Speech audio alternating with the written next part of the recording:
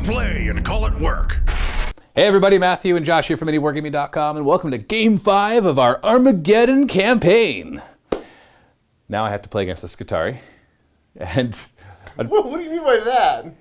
I mean exactly what I said. Now I have to play against the Skitarii with a bit of a nerfed war or kill team on my end, because it turns out that I did something wrong in the last one.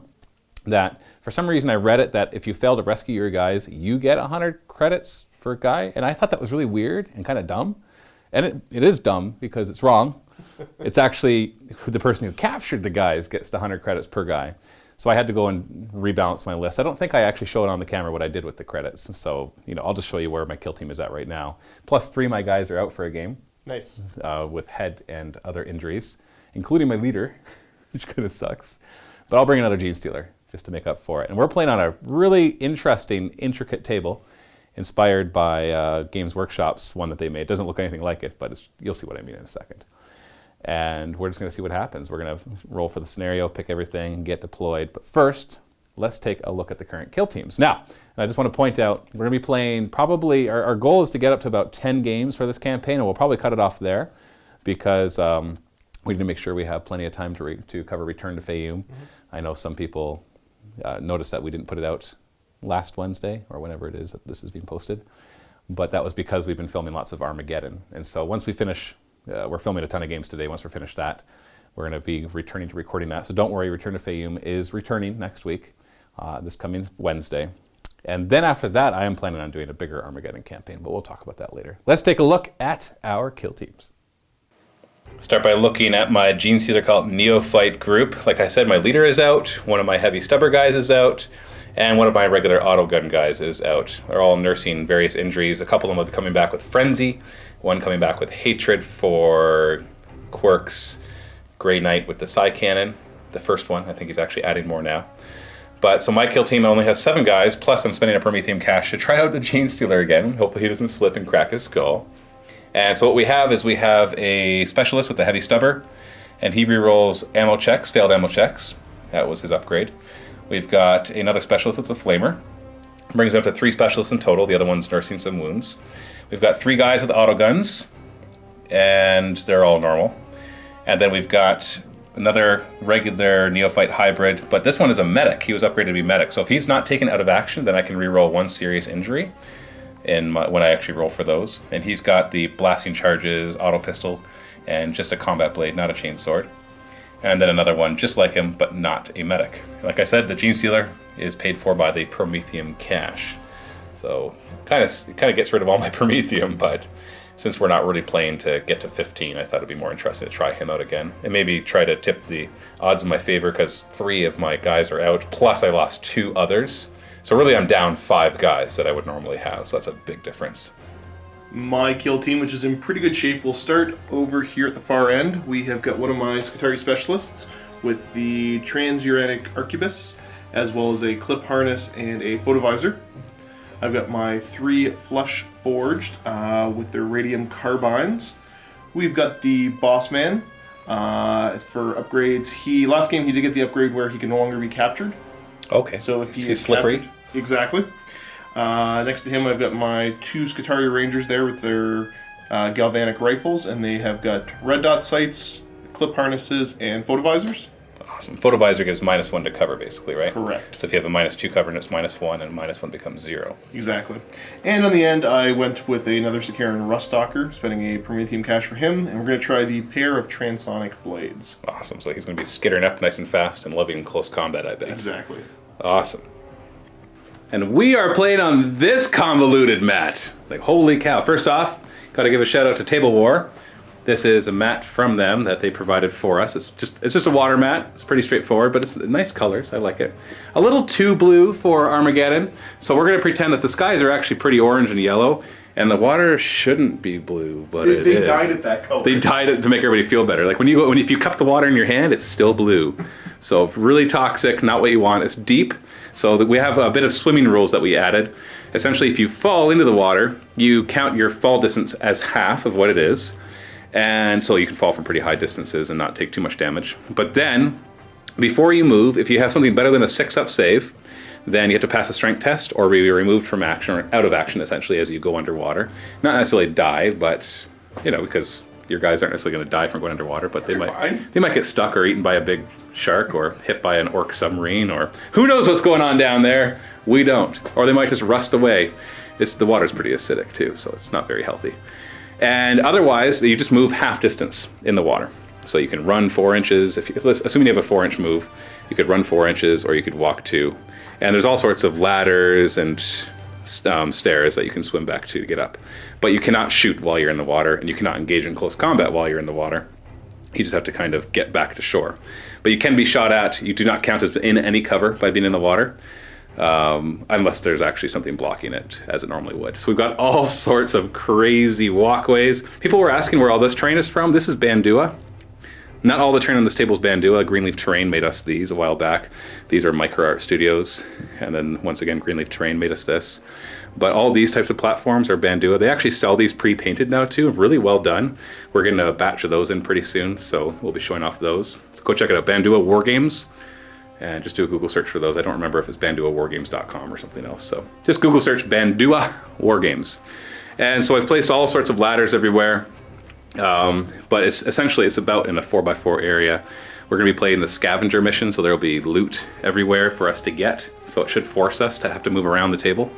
But there's multiple levels. It's going to be a pain to get our hands in certain areas, but it looks cool. It does. So it's worth it. It's for you guys. It's for you viewers. We'll have a fun time trying to record this, but hopefully the close-up shots of everything going on will be worth it to you.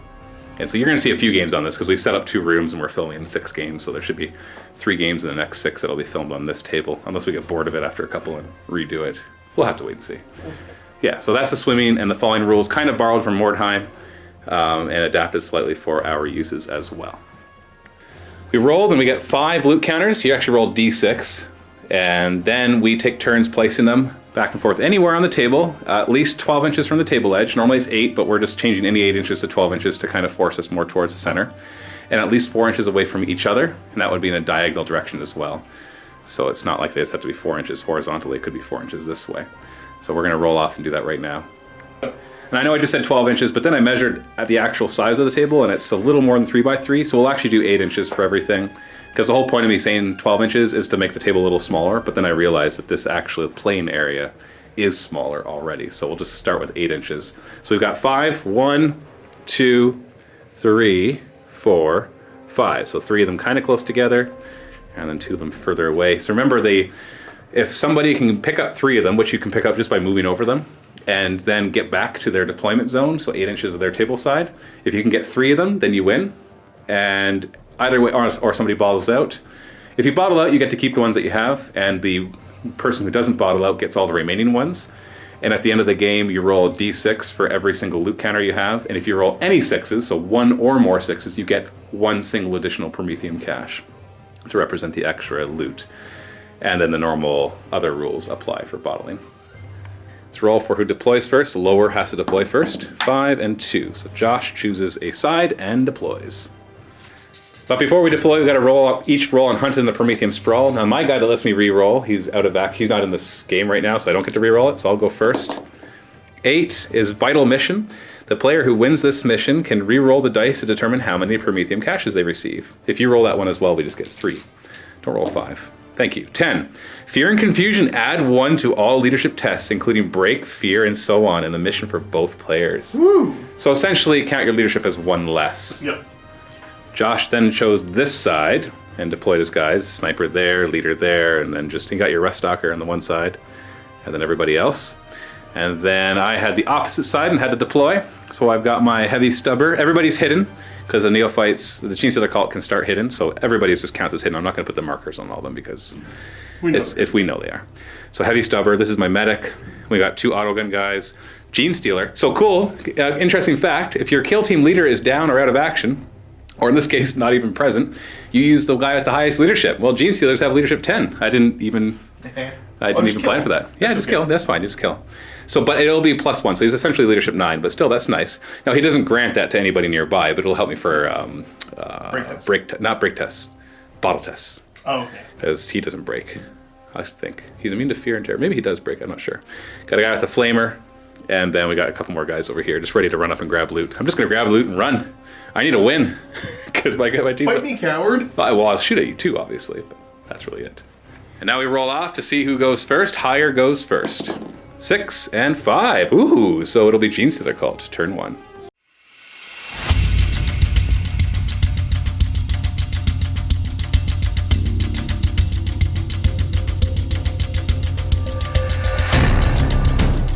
Guy with the flamer is going to run to here. Before that happens, though, we gotta test the monster. Yes, there's a sea monster going around, and a 6, it shows up. Nope. Genestealer's going to run, so I'm going to go 2 inches, and he's going to jump this 3 inches. Now, Genestealer's jump 3 plus D3 rather than D6, so he'll make 4 inches automatically. So essentially I can just jump, grab onto the ladder, go up to... He can go 18 inches. He can triple his movement for running and charging. So 18 actually gets me up to here, so I'm going to find a spot here that he can't see me. So right there is out of line of sight of your sniper. Other guys might be able to move and see him, but I'm not as worried about them. So it's exactly 4 inches to get to this loot, so this guy's going to run and pick up the loot and come back. See him? My loot! Fight me. It's my loot! This one is going to run down to here. These 2 guys with auto guns, they're going to run 8 inches and 8 inches. And the medic is just going to hide. Okay. And the shooting phase, I'm going to fire with my heavy stubber. I think I'm going to be targeting your sniper, but let me just double check. So I have a couple choices. The closest target is the leader, but he's in full cover. There's a guy down there, it's hard to see with the camera, but to my heavy stubber, he's only in partial cover. So I could choose him because he'd be a 5 to hit him and a 6 to hit the leader. But the leader's close to the loot, and he's also your leader. So, but he also can test to get out of pinning early. You know what, I'm gonna shoot the guy out in... He's only got a pistol on the leader. So? 16-inch range. It's not much of a threat. No, I know. That's why I'm gonna shoot the galvanic rifle guy, because he might actually fall into the water. Sustained fire, 2d3 shots. 3 shots. And they are hitting on? 5s, because partial cover is -1, and I'm normally hitting on 4. So 5 to hit, 5 to hit, 5 to hit. There we are, but that is an ammo check. 4 plus ammo check. I'm good. So he's going to be pinned, which means you have to do an initiative test or fall off. Now the leader's within 6 inches, so you can actually use his initiative. Indeed. Which will be initiative 5 instead of 3. See if he falls into the water. Oh, he's fine. Strength 4 against toughness 3, so we need a 3 to wound. We got a wound. -1 armor puts me to a 5-up armor. Dang it, you made it. Here next, he is going to run up to grab That loot, that loot. which is pretty much 8 inches away. Yep. All right. So then his friend is going to walk up. Let's go right there. Ruststalker is going to run himself right to here. I want to fight you. Bring it. Let's do this. I'll fight you. I look forward to it. Next, the other Flesh Forged is going to just walk himself up to there. Get some nice cover. Last, the boss is going to walk up and just grab that loot. Just stay right there. Stay right there. So you're going to start with your sniper, but All the way across. yeah, he can see. Yep. This guy's the closest, but he's in full cover and ran, whereas the heavy stubber guy is just in partial cover. So you have a photovisor, so you can. Oh wait, so yeah, that would be the same. Your photovisor makes my cover null. Correct. So you're hitting on a 3, but then you have the +1 at that +1 range. for range. So 2+ to hit. Yo! Oh, no. Stray shot. Yeah, technically it passes over him, but that line, he's not going to be within half inch of that line because he's down 2 inches. Next, we're going to have this Skitarii Ranger put a shot into your guy in the front there, the Neophyte. So your photovisor will ignore my partial cover, Indeed. and you get +1 for the range, And then and +1. +1 because of the red dot, but -1 because I ran. Yes. So you're hitting on 2s. You hit. So he's pinned, and I got to test. He is within an inch, so I got to test to see if he falls. Initiative 4. Oh, he fails. And he is. And Josh is okay with Ledge this makes one. sense there. This ledge right here is where he falls, so it's just an inch. So he takes a strength 1 hit. So that'll wound him on a 6. Ha! Wow! So before we even do your weapon shot, I've got a 6-up armor save to make. Okay, I failed that. And the injury is that he's down, which means I have another initiative test to see if I fall into the water. Yeah, initiative 4. Oh, he falls into the water! So it's a 3-inch fall, so it's halved to 1.5, so he's going to take a strength 2 hit now as he smacks into the water. Wounds him on a 5. Oh, come on! With a 6 up armor save. Hey! His armor took the impact of the water hit. Now let's actually do your weapon. So strength 4 minus 1 save, is that right? Yes. So that's a wound, and I don't have a save, so another injury check. Nothing. Well, flesh wound. So he is down in the water, and that means, you know what, we didn't actually come up with the rule for what happens when you're down in the water. I'm going to just say that he automatically goes out of action, because he'll just sink down. Kind of makes sense. Yeah, so I'm just going to remove him. He's out of action. So since he went down right here, we checked it, and that's within 2 inches of him, so we've got a break test. And because of our terrifying rules, or whatever it is that we rolled on the Hunt in the Prometheum Sprawl. Spooky and scary. Spooky and scary, yeah. He gets -1 leadership, or +1 to the roll, same thing. So I have to roll 7 or less. He's fine. Next up, the Alpha is going to go for a pistol shot across the board into his friend there.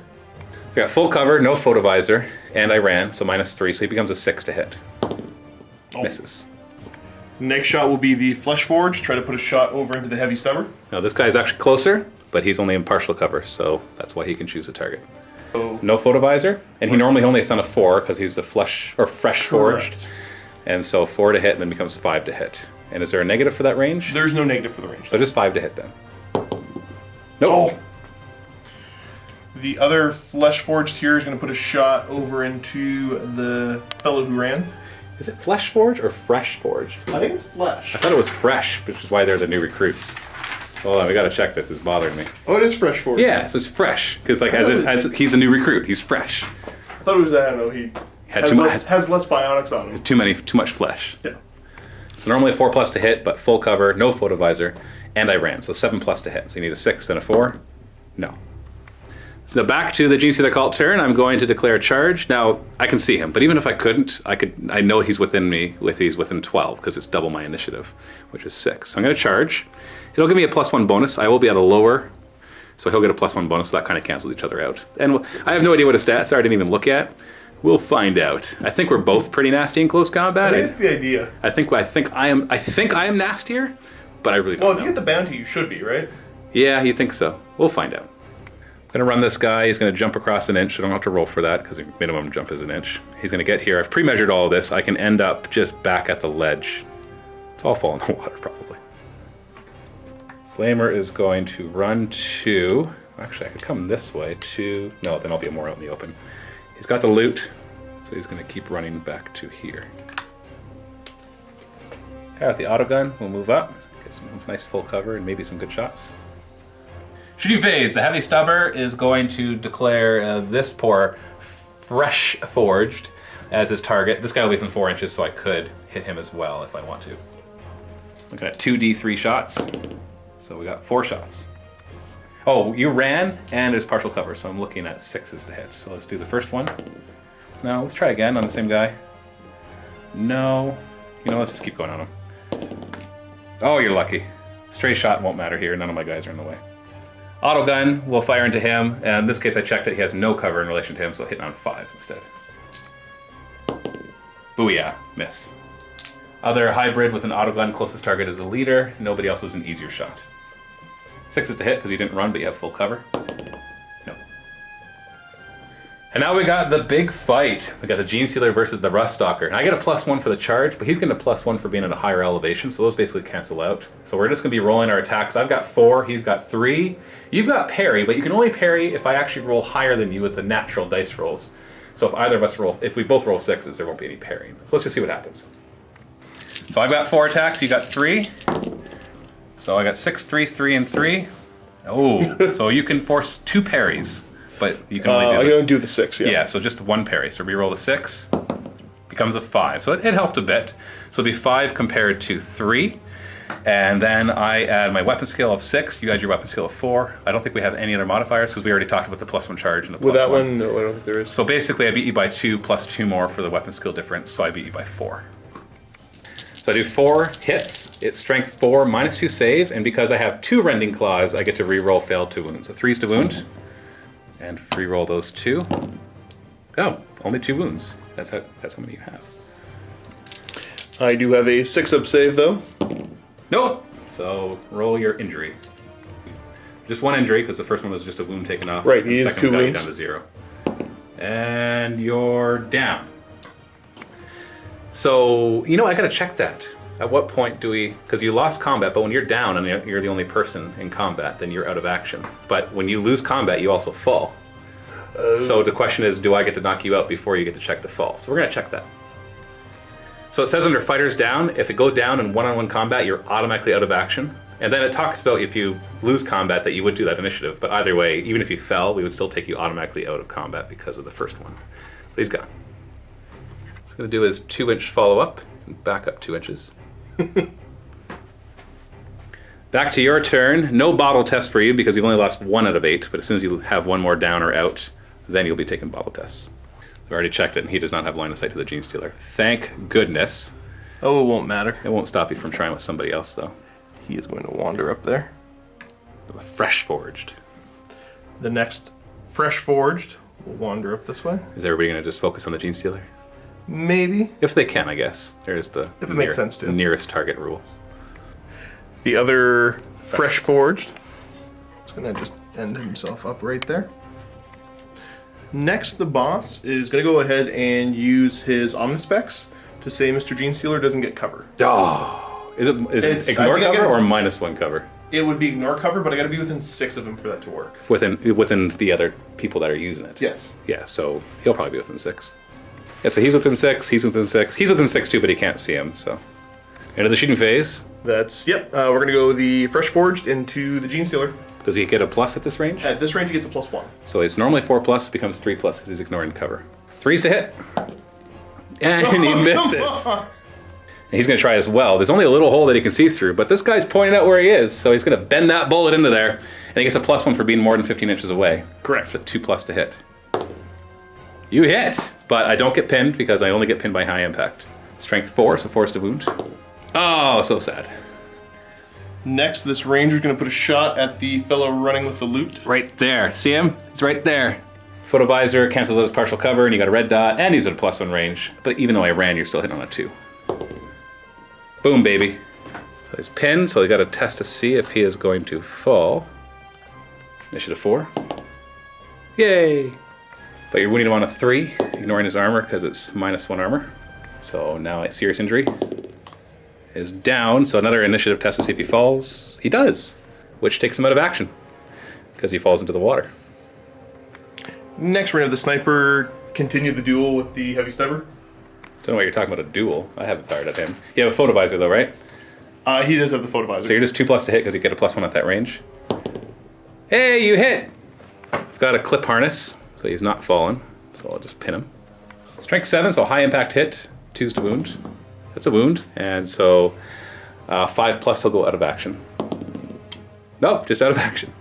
A break test on my hidden guy. Down to leadership 7 because of the current mission parameters. Oh, we've been forgetting the monster all this time. Oh, it's true. So he is broken, but he's already hidden, so he just stays where he is. But he now is broken.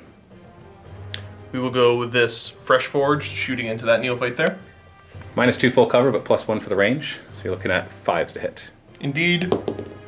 Oh, nasty. Should have tested to see if he falls. He does. It's not very far, but it didn't stop the last guy from getting hurt. Strength 2 hit, so 5's to wound. Nope, the fall did not hurt him, but maybe the weapon did. It's Strength 4, I'm assuming? Strength 4. 3's to wound. Yes. AP -1 or save? Nothing special there, no. Okay, so 6+ save. No save, so injury. He's down. And he's within an inch of the side, so I gotta test to see if he falls in the water. Initiative 4. Okay, good. I think this is probably my last shot, but fresh forged going over into your neophyte with the autogun. Full cover, so 6 is to hit. No, not quite. So I have a bottle test. I'm just trying to think if I want to auto bottle. I only have to get 1 more of your guys. You know what? Let's do the monster roll first. It's my turn, so I get to choose the order. Because if you eat something important to the monster, then I'll want a bottle. So I'm going to do a bottle test then. My Genestealer is my highest leadership of 10, but it's down to 9 because of the mission. 11. Okay, that's game. I bottled. Let's quickly check to see if this guy recovers. 4+. Nope, he's out as well. Let's do a quick check. I've got 2 loot markers, so if I roll any 6s, I get +1 Promethium. I do, so I get 2 Promethium. You've got 2 plus the one that was out in the open. So did you roll any 6s? No, but you get D3, and you get to re-roll it thanks to the mission parameter that we rolled. So, well, don't need to. So you got 3, I got 2. I have 4 guys who went out, but my medic did not. So I'm going to start with my heavy stubber guy, because he's the one I care about the most. And 1. Yeah, let's re-roll that. Actually, I'll see what the final result is. He would be dead. So we're going to re-roll him with my 1 re-roll. 3. So now he's got a painful recovery. He's going to be out for a game, and he'll have hatred for your sniper, which makes sense. That's a recurring theme. Yeah, it seems to be. Autogun guy number 1 is actually leveling up. Nice. Autogun guy number 2. Also leveling up. Sweet. And the guy with the blasting charges is also up for a game, gaining hatred. You know, just to keep it simple, let's just... No, I'm never going to get to your sniper with him. He hates your leader. I'll have to try to remember that. I then get to choose 1 guy to advance. I'm going to choose my specialist with the flamer. So I got these 2 other guys advancing as well. They don't have any advances yet, so I don't have to remember which is which. So Neophyte with the autogun is going to get to choose a skill. Neophyte with the autogun will get a 12. That might be good. Choose 1. +1 weapon skill or +1 ballistic skill. I'm going to give him +1 ballistic skill. And then my flamer guy, also +1 weapon skill, +1 ballistic skill. You know what? I can swap out weapons between the different specialists. I'm going to give him +1 ballistic skill, and I'm going to swap his flamer with one of the heavy stubbers with somebody else. I'm going to choose stealth for him.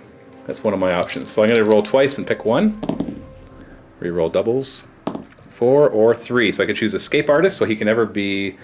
Actually, if he ever is actually captured, he instead counts as rolling a 6. Pretty cool. So that's another upgrade. Or I can choose evade. Oh yeah, I didn't like that one. He gets -2 to hit him at short range, -1 at long range, but only if he's out in the open. So I'm going to choose escape artist. And you're choosing your sniper to advance. Has he advanced yet? He has not advanced yet. Okay, roll to see what he gets. 8 is just choosing a skill. You're going to choose shooting. I will. 1 and 6. So you can be crack shot. So you can re-roll injury rolls. Not you, but the ones that you make against somebody else when you hit them. Okay. Or ammo hound. You can re-roll any ammo rolls you make for this fighter. That's what my guy has. It's not just the first one, it's any. He gets to ignore the first fail anyways. Okay. And it doesn't come up, so I'm going to go crack shot. Yeah, so he'll be a high impact, and he can re-roll it if he doesn't like the first result. That's pretty nasty. That is pretty good. And then we both get to spend 100 credits on upgrading or rearming our guys, so recruiting or rearming. We could spend a Promethium as well, which I'm going to do. I think I will. It depends. I'm probably going to spend it rearming rather than recruiting more, because I'm going to get my 3 guys back. I've lost 2, gained 3, so I'll be back up to 8. I'll probably bring the Genestealer in the next game just for fun. Although it would be nice to bring more guys. I think some photovisors and some other things would be nice, so we're going to do that. The next game, you'll see what we decided to bring. So the next game, though, is actually not between us. It's between Stephen Quirk, Orcs versus Skari Knights, which you can check out in the MiniWarGaming Vault at the link in the video description below. Go ahead and click that. You're not a Vault member, it's okay. You can still click it, get a free 7-day trial, get instant access to that battle report and thousands of others. Thanks so much for watching. Hope that you're enjoying the Armageddon coverage. Happy wargaming.